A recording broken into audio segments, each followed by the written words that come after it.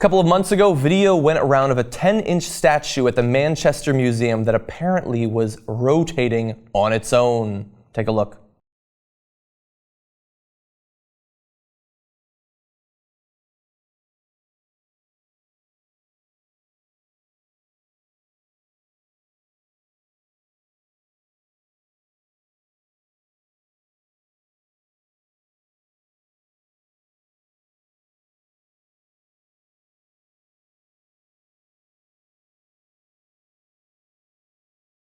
Ooh, that's spooky. I just watched The Conjuring. It seems like that statue could be in his little room of artifacts, I suppose. Now, at the time, one of the curators of the museum, Campbell Price, said, "In ancient Egypt, they believed that if the mummy is destroyed, then the statuette can act as an alternative vessel for the spirit. Maybe that's what's causing the movement." But no, that's not what was causing the movement. They searched for spirits. They ran a spiritometer over it. They didn't find any spirits, unfortunately. No life signs detected. And now people have looked into it. Before, they believed that it could just be a hoax, that the video was being manipulated. That wasn't it either. In the end, as with all of these situations, and that's why I'm covering it, there was a logical, rational explanation for what was going on. Expert at statues, Steve Gosling of Mystery Map says, "There's a lump at the bottom of the statue which makes it more susceptible to vibrations than the others which have a flat base. The vibration is a combination of multiple sources. There's buses outside on the busy road. There's football activity. And it's all of those things combined." And so they took a little membrane, they put it on the bottom of the statue, and now it doesn't spin anymore.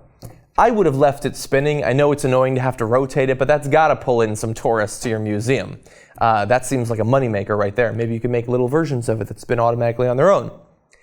But anyway, it was a fun video at the time. I watched it when it first came out. I imagined, obviously, there's got to be some explanation, some sort of vibration or wind, or maybe the board that it was on was tilted in some way. And look, I don't want to be the Buzz Killington that ruins all the mystery in the world. I love fantasy, love Harry Potter, love Lord of the Rings and that sort of thing.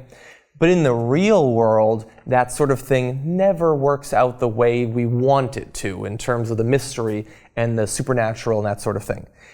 When you investigate these phenomena, there's always a natural world, logical, rational explanation. It could be a spinning statue, it could be a weeping statue of Mary or something like that. It can be creaking boards in an old house.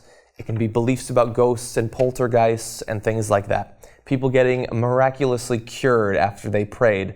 All of these things, fortunately, not unfortunately, have logical explanations. And that's why I think while there's a lot of amazing mystical things in the world, things that would shock the mind when you find out about what's going on in space, for instance, or deep down in the ocean, in the middle of a volcano, there's all these things happening in the world that are fantastical without being in any way supernatural. And you can live in the world and you can enjoy these sorts of things without having to believe anything that is not based on evidence. When it comes to statues, when it comes to space and other aspects of life, there's always an explanation, and that's the sort of world that I want to live in.